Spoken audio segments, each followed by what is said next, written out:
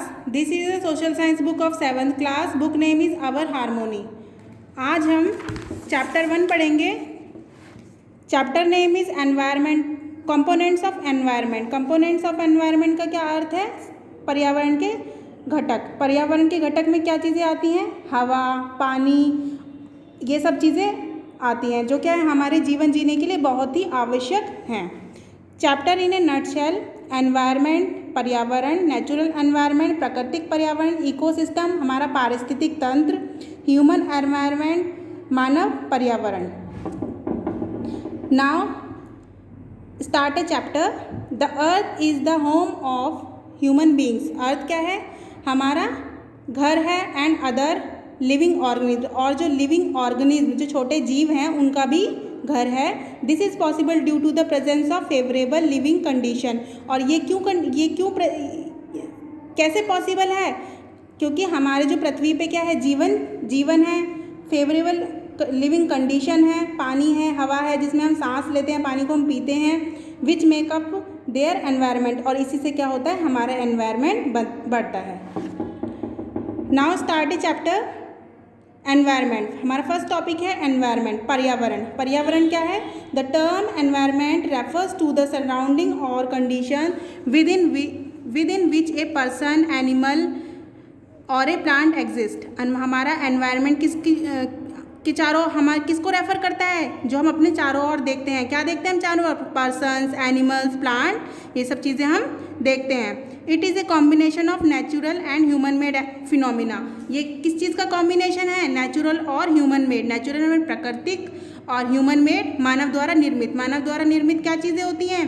जैसे buildings, bridge, schools, industrial area. ये जो क्या है? ये किसने बनाया है? ह्यूमन ने बनाया है, ह्यूमन मेड. इसलिए इन सब चीज़ों को ह्यूमन मेड बोला जाता है.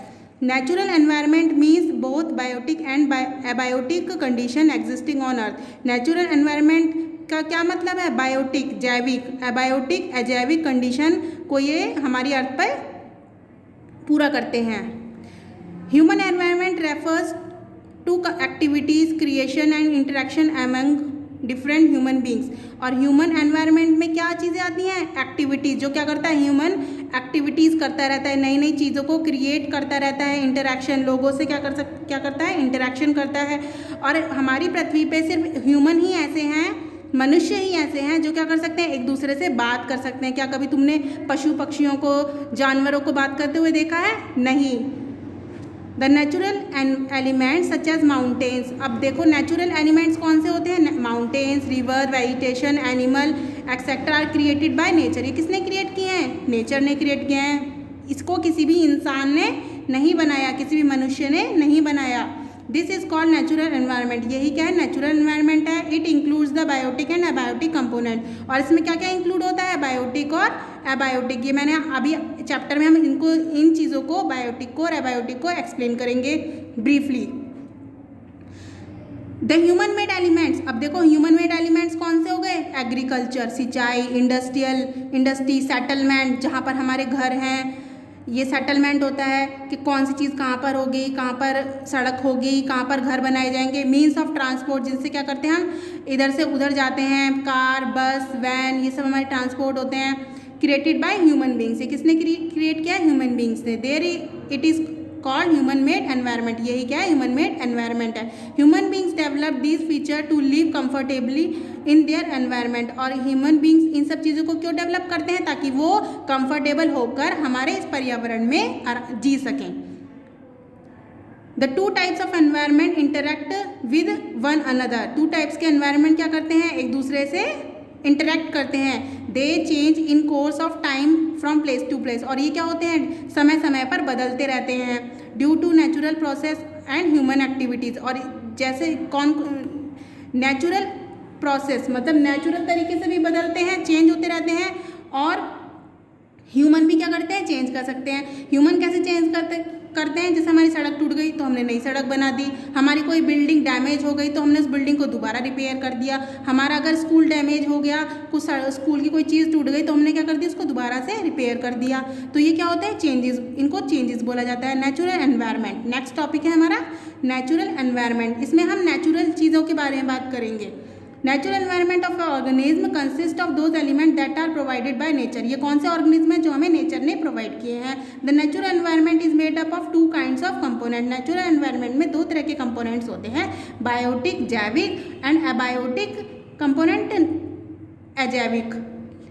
ये जैविक होते हैं, ये अजैविक होते हैं। Let us briefly discuss them. अब हम इसको ब्रीफली पढ़ेंगे।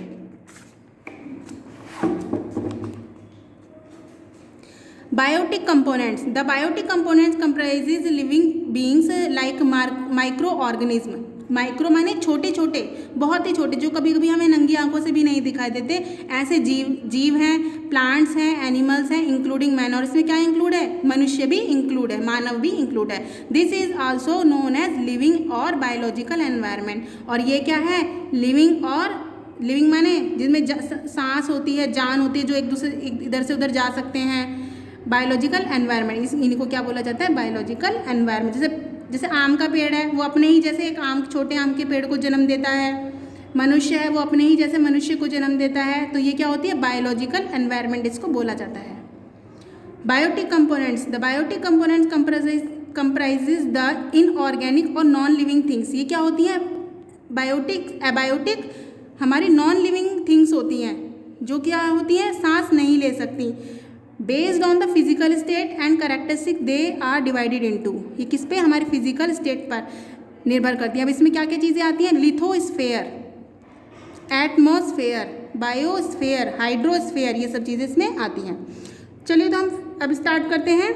लिथोस्फेयर। लिथोस्फेयर का क्या मतलब, लिथो माने रॉक, स्फेयर माने डोमेन। मतलब जो भी लिथोस्फेयर में जो भी रिलेटेड होगा वो किससे रिलेट होगा, हमारी मिट्टी से, रॉक से, स्टोन से रिलेटेड होगा, उसके डोमेन से रिलेटेड होगा कि हमारी मिट्टी कहाँ पर कैसी है, कहाँ पर कैसी है। The solid crust of rock form the surface of the earth is called lithosphere. जो हमारी पृथ्वी पर जो फर्स्ट लेयर है, जो क्या है, सॉलिड है, वो क्या है, लिथोस्फेयर है। The word litho means rock. Litho का मतलब मैंने भी आपको बताया, रॉक है और स्टोन है, और स्फेयर का मतलब क्या है, डोमेन है। So the term lithosphere can be described as rock sphere. और हम इसको कैसे, इसको हम रॉक स्फेयर भी बोल सकते हैं। Lithosphere has an average thickness of about 100 kilometre. और जो पृथ्वी की जो सतह से सतह पे जब हम जहाँ से हम जिस पर हम चलते हैं, वहाँ से लेकर नीचे अंदर 100 किलोमीटर तक क्या रहती है, लिथोस्फेयर ही रहती है।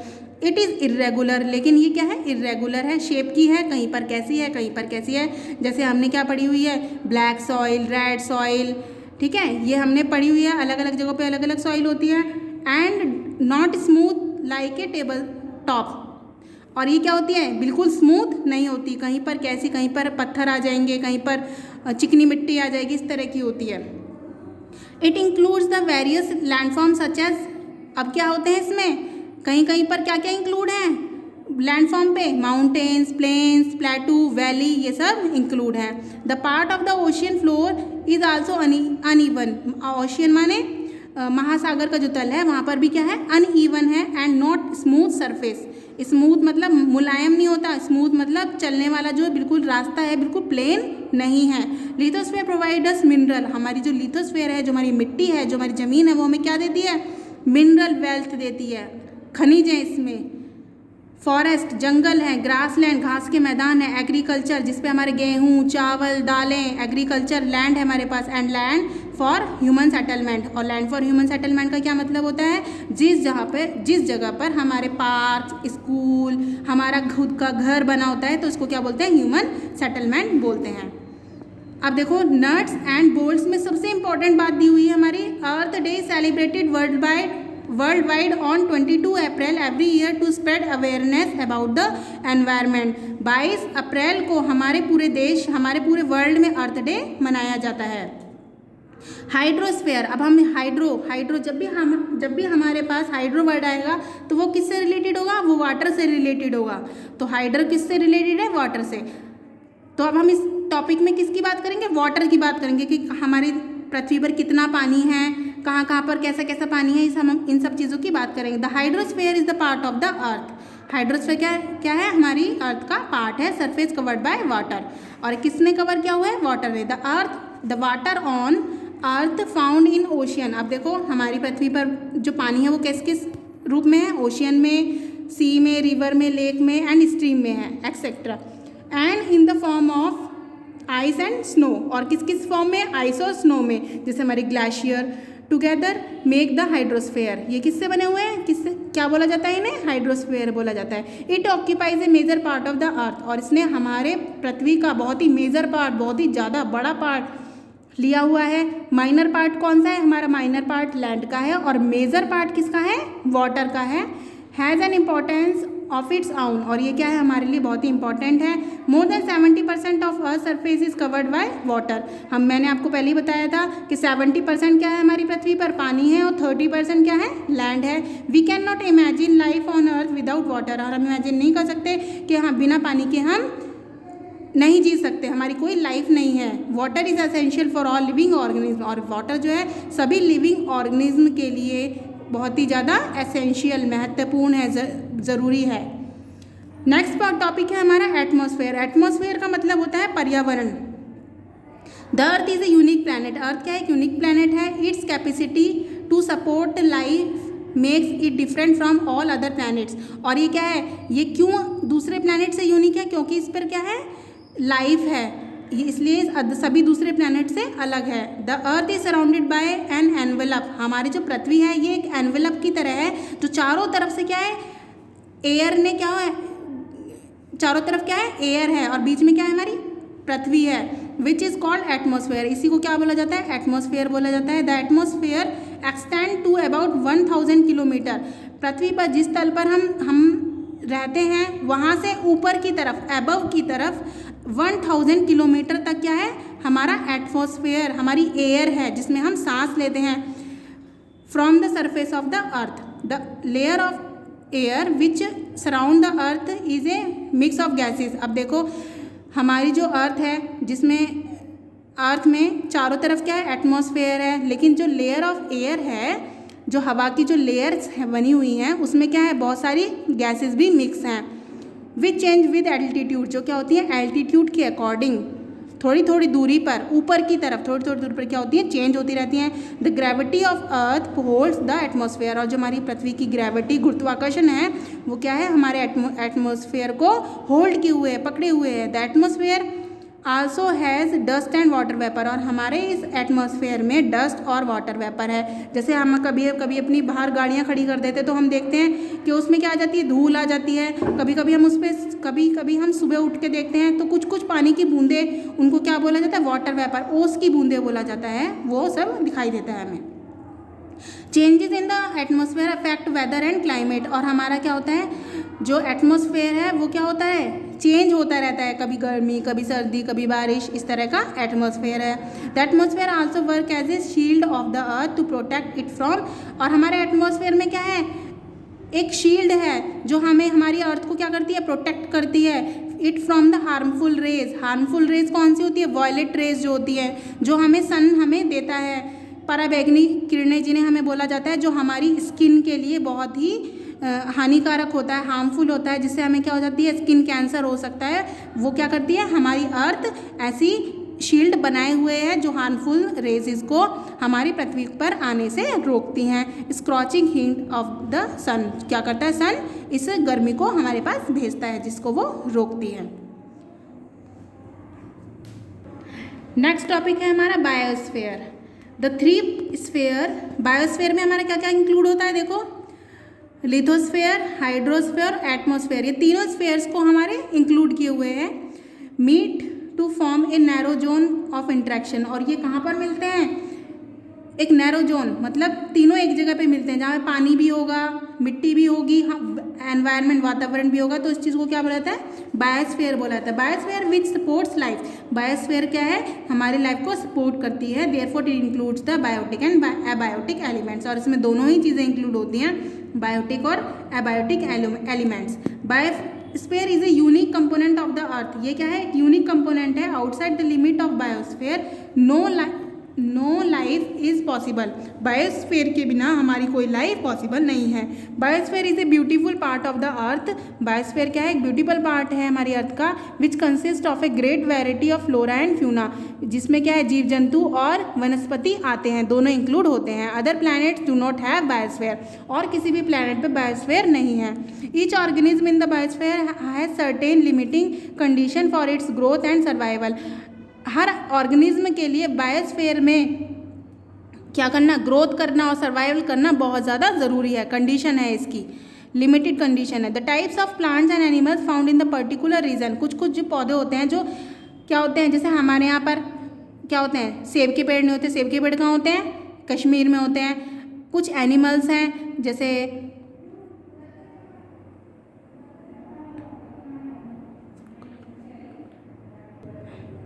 एनिमल्स में कौन से नील गाय है, तो वो कहाँ मिलती है? वो पहाड़ों में मिलेगी, वो हमारे प्लेन्स में नहीं मिलेगी। Found in a particular region are related to the prevailing physical environment known as habitat. इसी को क्या बोला जाता है? हैबिटेट बोला जाता है। जो क्या होते हैं?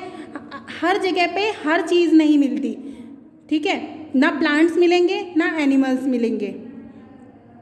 All organism living in a particular habitat, सभी जो ऑर्गेनिज्म हैं वो क्या करते हैं? इसी के अनुसार जीते हैं। डिपेंड ऑन वन अनदर, और हर क्या है? एक दूसरे पर डिपेंड है। All organism in the biosphere interact with physical environment, और ये क्या करते हैं? फिजिकल एनवायरनमेंट से इंटरेक्ट करते हैं, एंड विद वन अनदर, और एक दूसरे से संबंधित होते हैं।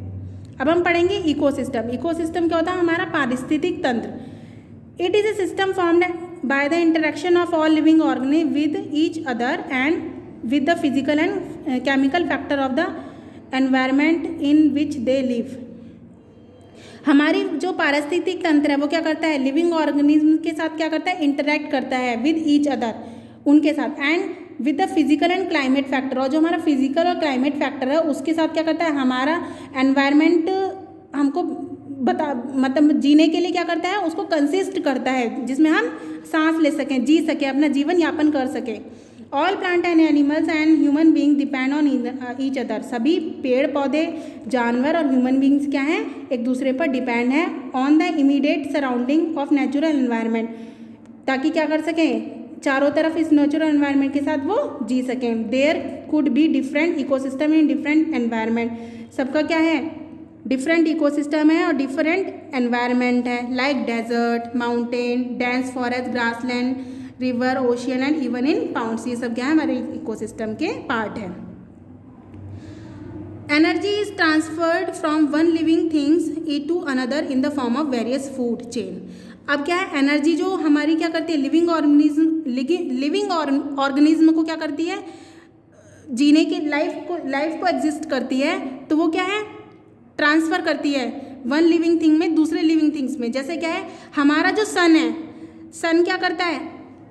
हीट प्रोड्यूस करता है, एनर्जी देता है, तो क्या होते हैं? पेड़ पौधे बढ़ते हैं। जब पेड़ पौधे बढ़ते हैं तो उनको कौन खाता है? बकरियां खाती हैं, और बकरियों को कौन खाता है? शेर खाता है। तो ये क्या होती है? ये हमारी फूड चेन होती है।